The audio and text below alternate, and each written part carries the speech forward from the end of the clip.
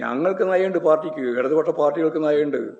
ആ നയം മുഴുവൻ ഈ ബൂർഷ്വാ രാഷ്ട്രീയ പ്രസ്ഥാനം, ഞാൻ നേരത്തെ പറഞ്ഞില്ലേ, എപ്പോഴും പറഞ്ഞുകൊണ്ടിരിക്കുന്നതാണ് ഭരണകൂടം എന്ന് പറയുന്നത് കുത്തക മുതലാളിത്വത്തിൻ്റെയും ഭൂപ്രഭുത്വത്തിൻ്റെയും സാമ്രാജ്യത്വത്തിൻ്റെയും വർഗഘടനയുടെ ഭാഗമായി നിൽക്കുന്ന ഒരു ഗവൺമെൻറ് ഈ ഗവൺമെൻറ്.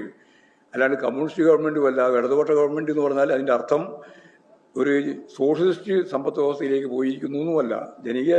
ജനാധിപത്യ വിപ്ലവം പോലും നടന്നിട്ടില്ല. അങ്ങനെയുള്ള ഒരു സംസ്ഥാനമാണ്. അപ്പം നല്ല പരിമിതിയുണ്ട് ഞങ്ങൾക്ക് ഈ പരിപാടികളെല്ലാം നടപ്പിലാക്കുന്നതുമായിട്ട് ബന്ധപ്പെട്ട്. ഞങ്ങൾ ഉന്നയിക്കുന്ന മുദ്രാവാക്യങ്ങൾ തന്നെ പ്രാവർത്തികമാക്കുന്ന കാര്യത്തിലൊക്കെ വലിയ വ്യത്യാസമുണ്ട്. ഒരുപാട് കാര്യങ്ങൾ ഭരണപരമായിട്ട് നോക്കുമ്പോൾ സാധിക്കുന്ന കാര്യമല്ല ഞങ്ങൾ ഉയർത്തുന്ന മുദ്രാവാക്യം പോലും.